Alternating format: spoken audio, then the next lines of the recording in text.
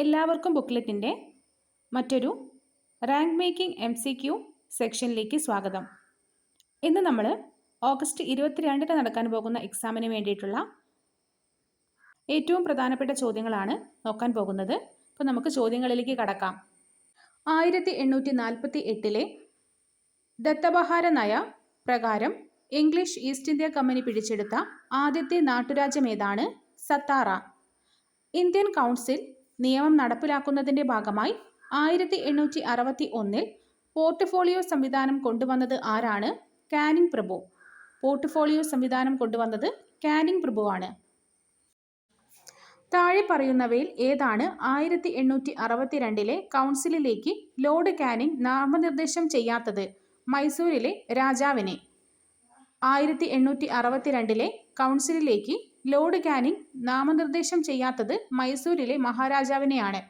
ബനാറസിലെ രാജാവിനെയും പട്യാലയിലെ മഹാരാജാവിനെയും sir Dinakar റാവുവിനെയും കൗൺസിലിലേക്ക് Lord Canning നാമനിർദ്ദേശം ചെയ്തിരുന്നു. ഹിന്ദുക്കൾക്കും മുസ്ലിങ്ങൾക്കും വെവ്വേറെ ഇലക്ടറേറ്റ് ഏർപ്പെടുത്തിയ നിയമം ഏതാണ്? മിന്റോ മോർലി ഭരണ പരിഷ്കരണ നിയമം 1909. സ്വരാജ്യം എൻ്റെ ജന്മാവകാശമാണ്, ഞാൻ അത് നേടിയെടുക്കും എന്ന് പറഞ്ഞത് ആരാണ്? ബാലഗംഗാധര തിലക്. ഏത് ഹൗസിലാണ് ഇന്ത്യൻ സ്വാതന്ത്ര്യ ബില്ല് അവതരിപ്പിച്ചത്? House of Commons. താഴെ പറയുന്നവയിൽ ഏത് പ്രസ്താവനയാണ് ശരി? ഓപ്ഷൻ എ ആണ് ശരിയായ ആൻസർ. സാമ്പത്തിക ജനാധിപത്യമില്ലാത്ത രാഷ്ട്രീയ ജനാധിപത്യം അർത്ഥശൂന്യമാണെന്ന് അംബേദ്കർ വിശ്വസിച്ചു. താഴെ പറയുന്നവയിൽ ആരാണ് ക്യാബിനറ്റ് മിഷൻ പദ്ധതിയിൽ അംഗമല്ലാത്തത്? ഓപ്ഷൻ ബി ആണ് ആൻസർ. വില്യം ബെന്റിക് പ്രഭു, lord Pethick Lawrence, sir Stafford Cripps, AV Alexander എന്നിവർ ക്യാബിനറ്റ് മിഷനിലെ അംഗങ്ങളായിരുന്നു. ജാലിയൻ വാലാബാഗ് കൂട്ടക്കൊല നടക്കുമ്പോൾ ഇന്ത്യയുടെ ഗവർണർ ജനറൽ ആരായിരുന്നു? ചെംസ്ഫോർഡ് പ്രഭു. Gandhi all India untouchability league രൂപീകരിച്ച വർഷം 1932. ഇന്ത്യൻ നാഷണൽ ആർമിയുടെ മുദ്രാവാക്യം എന്താണ്? ഐക്യം, വിശ്വാസം, ത്യാഗം. ഇന്ത്യൻ നാഷണൽ ആർമിയുടെ മുദ്രാവാക്യം എന്താണ്? ഐക്യം, വിശ്വാസം, ത്യാഗം. സെർവൻസ് ഓഫ് ഇന്ത്യൻ സൊസൈറ്റി എന്ന സംഘടന രൂപീകരിച്ചത് ആര്? Option A Gopalkrishna Gokhale. ഭരണഘടനാ നിർമ്മാണ സഭയുടെ ആദ്യ താൽക്കാലിക അധ്യക്ഷൻ ആരായിരുന്നു? സച്ചിദാനന്ദ സിൻഹ. 1935 ഇന്ത്യ ഗവൺമെന്റ് ആക്ടിന്റെ ഏത് സവിശേഷതയാണ് ഇന്ത്യൻ ഗവൺമെന്റ് സ്വീകരിക്കാത്തത്? Plural executive. 2011 സെൻസസ് പ്രകാരം പട്ടിക 1 പട്ടിക 2മായി പൊരുത്തപ്പെടുത്തുക. പശ്ചിമ ബംഗാൾ പട്ടികജാതി ജനസംഖ്യയുടെ രണ്ടാമത്തെ ഉയർന്ന പങ്ക്. ബീഹാർ ഏറ്റവും ഉയർന്ന ജനസംഖ്യാ സാന്ദ്രത. മഹാരാഷ്ട്ര ഏറ്റവും ജനസംഖ്യയുള്ള രണ്ടാമത്തെ സംസ്ഥാനം. ഛത്തീസ്ഗഡ് ഏറ്റവും ഉയർന്ന ശിശുമരണ നിരക്ക്. ഓപ്ഷൻ ബി ആണ് ആൻസർ. ഇനി നിങ്ങൾക്കുള്ള ചോദ്യം, എത്രാമത്തെ സെൻസസ് ആണ് 2027 നടക്കുന്നത്? പൊതുമേഖലാ നിക്ഷേപത്തിന്റെ പ്രാധാന്യം ആദ്യമായി വെട്ടിക്കുറച്ച പഞ്ചവത്സര പദ്ധതി ഏതാണ്? 9ാമത്തെ പഞ്ചവത്സര പദ്ധതി.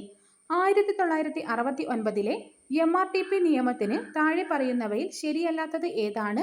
ഈ നിയമം ആസാം ഒഴികെയുള്ള എല്ലാ സംസ്ഥാനങ്ങളെയും ഉൾക്കൊള്ളുന്നു എന്നത് തെറ്റാണ്. മത്സരവും ന്യായമായ വ്യാപാരവും അപകടത്തിലാക്കാൻ സാധ്യതയുള്ള പ്രവർത്തനങ്ങളെ നിയന്ത്രിക്കാൻ ഈ നിയമം ലക്ഷ്യമിടുന്നു. വൻകിട വ്യവസായ സ്ഥാപനങ്ങളുടെ കുത്തക അധികാരം നിയന്ത്രിക്കാൻ ലക്ഷ്യമിടുന്നു ഈ നിയമം. ദാദാഭായ് നവറോജിയുടെ ഡ്രെയിൻ സിദ്ധാന്തവുമായി ബന്ധപ്പെട്ട് താഴെ പറയുന്ന നിർദ്ദേശങ്ങൾ പരിഗണിക്കുക. ഏതെല്ലാമാണ് ശരി? ഓപ്ഷൻ ഡി ആണ് ആൻസർ. 2, 3, 4 എന്നിവ ശരിയാണ്. ഇന്ത്യയെ വികസിപ്പിക്കുന്നതിന് ഇന്ത്യ ഇംഗ്ലണ്ടിന് ഹോം ചാർജുകൾ നൽകി. ബ്രിട്ടീഷ് വ്യാവസായിക വിപ്ലവത്തിന് ആവശ്യമായ അസംസ്കൃത വസ്തുക്കൾ വളരെ കുറഞ്ഞ നിരക്കിൽ ഇന്ത്യ കയറ്റുമതി ചെയ്തു. ബ്രിട്ടീഷ് അധികാരികൾ തങ്ങളുടെ സമ്പാദ്യത്തിന്റെ ഭൂരിഭാഗവും ഇന്ത്യയിൽ ഉപയോഗിക്കാതെ ഇംഗ്ലണ്ടിലേക്ക് തിരിച്ചയച്ചു. നീതി ആയോഗിന്റെ പ്രധാന ലക്ഷ്യങ്ങളായി താഴെ പറയുന്നവയിൽ ഏതാണ് പരിഗണിക്കാത്തത്? ഓപ്ഷൻ സി ആണ് ആൻസർ. പഞ്ചവത്സര പദ്ധതികളിൽ സർക്കാരിന്റെ നിക്ഷേപ പദ്ധതികൾ നിർദ്ദേശിക്കുക. നീതി ആയോഗിന്റെ പ്രധാന ലക്ഷ്യങ്ങൾ സംസ്ഥാനങ്ങളുടെ സജീവ പങ്കാളിത്തത്തോടെ ദേശീയ വികസന മുൻഗണനകൾ, മേഖലകൾ, തന്ത്രങ്ങൾ എന്നിവയുടെ പങ്കിട്ട കാഴ്ചപ്പാട് വികസിപ്പിക്കുക. ശക്തമായ സംസ്ഥാനം ശക്തമായ ഒരു രാഷ്ട്രമാക്കുന്നുവെന്ന് തിരിച്ചറിഞ്ഞ് തുടർച്ചയായി സംസ്ഥാനങ്ങളുമായുള്ള ഘടനാപരമായ പിന്തുണ സംരംഭങ്ങളിലൂടെയും സംവിധാനങ്ങളിലൂടെയും സഹകരണ ഫെഡറലിസം വളർത്തുക. ദേശീയ സുരക്ഷയുടെ താൽപര്യങ്ങൾ സാമ്പത്തിക തന്ത്രത്തിലും നയത്തിലും ഉൾപ്പെടുത്തിയിട്ടുണ്ട് എന്ന് പ്രത്യേകം പരാമർശിക്കുന്ന മേഖലകളിൽ ഉറപ്പാക്കൽ. 1949 ബംഗാൾ ക്ഷാമം സംബന്ധിച്ച് താഴെ പറയുന്ന പ്രസ്താവനകളിൽ ശരിയല്ലാത്തത്: ബംഗാളിലും സമീപ പ്രദേശങ്ങളിലും ഭക്ഷ്യധാന്യ ഉൽപാദനത്തിൽ വൻ ഇടിവ് എന്നത് തെറ്റാണ്. ഭക്ഷണത്തിന്റെ വിലയിൽ ഗണ്യമായ വർധനവ്, പണപ്പെരുപ്പ നിരക്കുമായി താരതമ്യം ചെയ്യുമ്പോൾ കാർഷിക വേതനത്തിൽ ചെറിയ വർധനവ്, അവകാശ പരാജയം സൂചിപ്പിക്കുന്നത് ഒരു വ്യക്തിക്ക് ലഭ്യമാകേണ്ട ചരക്കുകളുടെയും സേവനങ്ങളുടെയും ഇതര ബണ്ടിലുകളുടെയും ശേഖരണം ചുരുങ്ങുന്നു. കൂടാതെ ഒരാൾക്ക് തിരഞ്ഞെടുക്കുവാൻ സ്വാതന്ത്ര്യമുണ്ട്. ഇന്ത്യൻ ഹരിത വിപ്ലവവുമായി ബന്ധപ്പെട്ട ശരിയായ പ്രസ്താവനകൾ: 1, 2, 4 എന്നിവ ശരിയാണ്. നെല്ലിന്റെ വിളവ് മുരടിച്ചെങ്കിലും ഗോതമ്പിന്റെ വിളവ് ഗണ്യമായി മെച്ചപ്പെടുത്തി. കീടനാശിനികളുടെ അമിത ഉപയോഗം, കാർഷിക മേഖലയിലെ വർദ്ധിച്ച അസമത്വം. ഇന്ത്യയിൽ താഴെ പറയുന്ന കേന്ദ്ര ആവിഷ്കൃത പദ്ധതികൾ പരിഗണിക്കുക. ഈ സ്കീമുകളുടെ കാലക്രമം നൽകിയിരിക്കുന്നു. ഓപ്ഷൻ എ ആണ് ആൻസർ. സമ്പൂർണ്ണ ശുചിത്വ campaign, national rural health mission, Beti Bachao Beti Padhao, Ayushman Bharat. British ഭരണത്തിന് കീഴിലുള്ള ഇന്ത്യയിലെ വ്യവസായവൽക്കരണത്തിന് താഴെ പറയുന്നവയിൽ ഏതാണ് തെറ്റ്? ഓപ്ഷൻ സി ആണ് ആൻസർ. തുണിത്തരങ്ങളിൽ ഇന്ത്യയുടെ വ്യാപാര മിച്ചം മില്ലുടമകൾ വിവേകപൂർവ്വം ഉപയോഗിച്ചില്ല എന്നത് തെറ്റാണ്. ശരിയായവ: വ്യവസായവൽക്കരണത്തിന്റെ തീവ്രത നിർണായകമായിരുന്നു. 1750 ഇന്ത്യ ലോക വ്യാവസായിക ഉൽപാദനത്തിന്റെ 25% ഉൽപ്പാദിപ്പിച്ചു. 1900 ആയപ്പോഴും ഇത് 2% കുറഞ്ഞു. തുടക്കത്തിൽ ഇത് മുഗൾ സാമ്രാജ്യത്തിന്റെ പതനത്തെ തുടർന്ന് സപ്ലൈഡ് ആഘാതങ്ങൾ സൃഷ്ടിച്ചു. ഇന്ത്യൻ ഉപഭൂഖണ്ഡത്തിലുടനീളമുള്ള പഴയ രാജകീയ കോടതികളിൽ നിന്ന് കരകൗശല തൊഴിലാളികൾക്ക് ലഭിച്ചിരുന്ന പിന്തുണ ബ്രിട്ടീഷ് ഭരണകൂടം നൽകിയില്ല. ചേരുംപടി ചേർക്കാനാണ് ചോദ്യം. അരവിന്ദ് പനഗരിയ ധനകാര്യ കമ്മീഷൻ, MS സ്വാമിനാഥൻ ഹരിത വിപ്ലവം, വർഗീസ് കുര്യൻ ധവള വിപ്ലവം, BVR സുബ്രഹ്മണ്യം നീതി ആയോഗ്. ഇന്ത്യയിലെ മരണങ്ങളിലെ രോഗങ്ങളുടെ ഭാരം നിലവിൽ താഴെ പറയുന്നവയിൽ എന്താണ് പിന്തുടരുന്നത്?